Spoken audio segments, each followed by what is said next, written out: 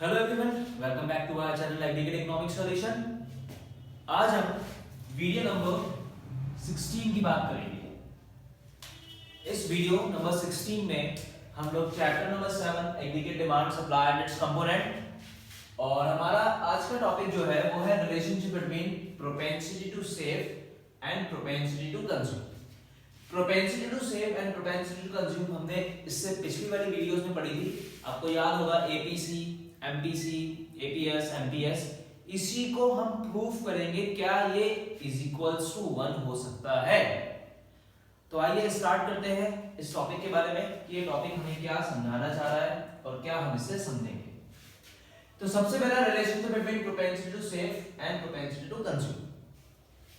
Propensity to consume का मतलब हमने पढ़ा था पीछे, refers to the ratio between consumption and income, जिसमें कंजम्पशन एंड इनकम का रेशियो होता है। ठीक है, अब जो हम पढ़ेंगे इसके दो एस्पेक्ट्स होते हैं। दो एस्पेक्ट्स कौन कौन से होते हैं इसके फॉर्मूला हमने पिछली वीडियोस में पढ़े थे। APC is equals to C upon Y and MPC is equals to delta C upon delta Y.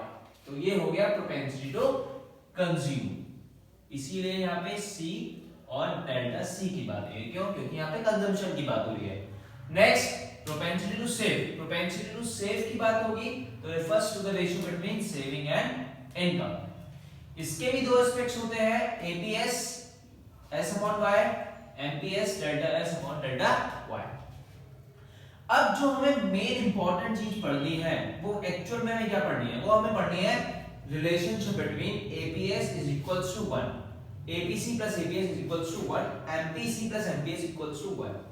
ये हमें क्या करना है?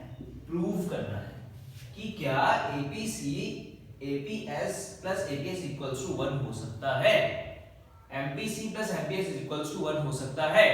इस पे हमें डिस्कशन करना है। तो आइए स्टार्ट करते हैं और समझते हैं कि कैसे हम इज इक्वल्स टू 1 एपीसी और एपीएस को ला सकते हैं।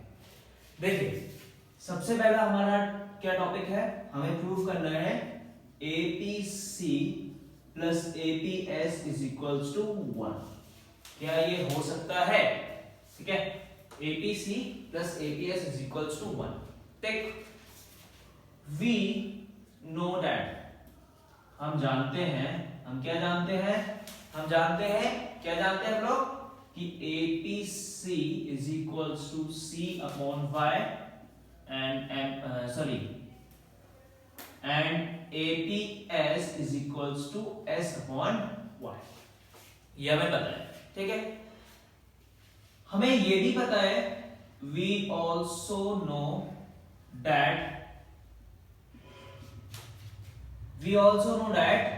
आपने फॉर्मूला पढ़ा था y equals to c plus s। ठीक है, we also know that y equals to c plus s। अब क्या करेंगे हम लोग देखिए, सो दैट ठीक है, क्या हम इसको इस तरीके से लिख सकते हैं? APC plus APS is equals to c upon y plus s upon y।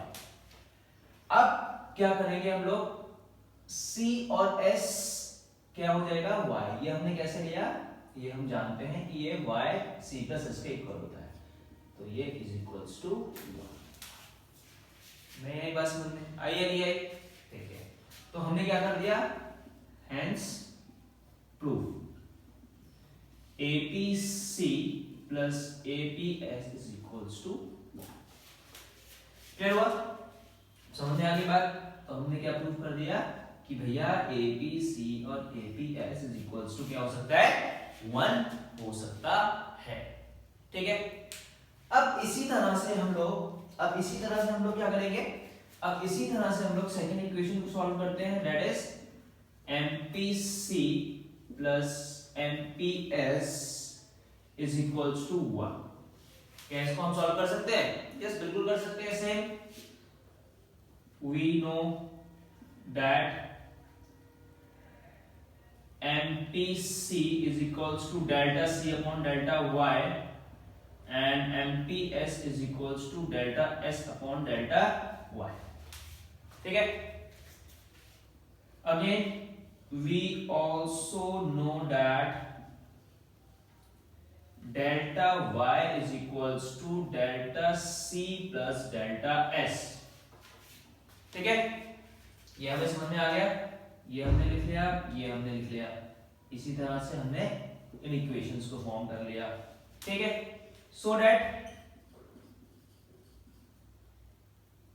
MPC plus MPS is equals to delta C upon delta y plus delta S upon delta y।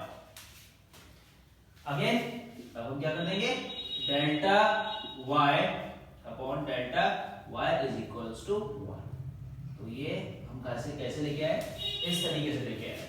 ठीक है, अब हम यहाँ पे हेंस प्रूफ कर देंगे, hence proof MPC plus MPS is equals to 1। Simple सा है, आगे बात समझ में। तो ये इक्वेशंस कभी कभी बोर्ड्स में आपको सॉल्व करने के लिए मिल जाती हैं, तो आप इनको इतने इजी तरीके से क्या कर सकते हैं, बता सकते हैं। क्लियर हुआ? प्रोपेंसिटी टू कंज्यूम फॉर्मूला पढ़ा, प्रोपेंसिटी टू सेव फॉर्मूला पढ़ा, APC प्लस APS को हमें प्रूव करना था इक्वल्स टू 1। हमने इस तरीके से क्या कर दिया, प्रूव कर दिया। APC को भी हमने प्रूव कर दिया और हमने MPC plus MPS equals to 1 भी प्रूव कर दिया।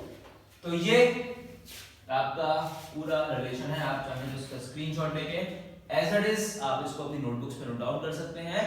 नोट डाउन करने के साथ साथ चीजों को समझते हुए ही लिखना, बस ऐसे नहीं कॉपी और पेस्ट कर दिया, ऐसे नहीं करना है। ठीक है, समझ में आया आपको बात? अब इस चैप्टर का ये पूरा टॉपिक हमारा कंप्लीट होता है। अभी हम वीडियो नंबर 14, 15 में हम बार बात कर रहे थे, हम फॉर्मूलेस पर डिस्कशन करेंगे। इस चैप्टर का यहाँ पे टॉपिक कंप्लीट हो जाता है। अब हम कुछ फॉर्मूलेस के बारे में डिस्कशन करेंगे अपनी नेक्स्ट वीडियो में, वीडियो नंबर 17 में। ठीक है, तो ये आपको बात समझ में आ गई। I hope you are getting my points. Thank you so much. अब हम मिलते हैं वीडियो नंबर 17 में विद फॉर्मूलेस।